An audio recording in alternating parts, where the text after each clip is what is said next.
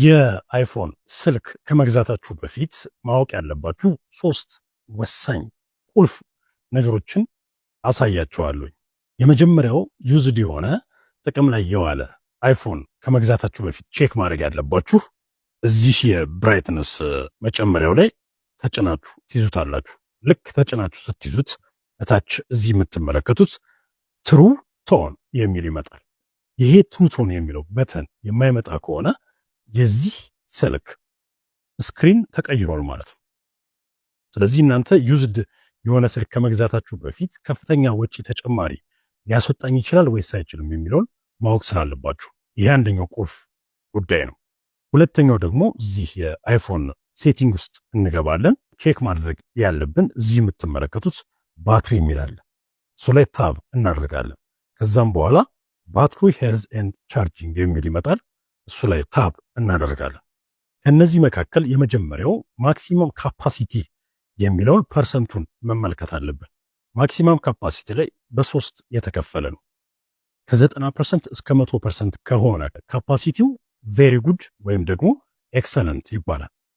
ካፓሲቲው ደግሞ ከ80 እስከ 89% ከሆነ አክሰፕተብል ተቀባይነት አለው፣ ብትገዙት ችግር የለውም።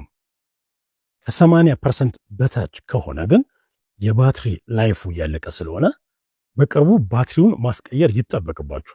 ይህም ደግሞ ለከፍተኛ ወጪ ይዳርጋችኋል ማለት ነው። በሶስተኛ ደረጃ ቼክ የምታደርጉት ደግሞ ስልካችሁ ኦሪጂናል መሆኑን ወይም ደግሞ ሪፈብሪሽድ መሆኑን ዩዝድ የሆነ አይፎን ከመግዛታችሁ በፊት ማለት ነው። እዚሁ የአይፎን ሴቲንግ ውስጥ ትገባላችሁ። ከዛም በኋላ እዚህ እንደምትመለከቱት ጀነራል የሚለው ላይ ታብ እናደርጋለን። ከዚያም በኋላ አባውት አሁን እዚህ ጋር ስንመለከት ሞዴል ነምበር የሚለው በኤም ወይም ደግሞ በፒ ፊደል የሚጀምር ከሆነ እርሱ ኦሪጂናል ነው ማለት ነው። ይህ ካልሆነ ደግሞ በኤን ወይም ደግሞ በኤፍ የሚጀምር ከሆነ ሪፈብሪሽድ ነው።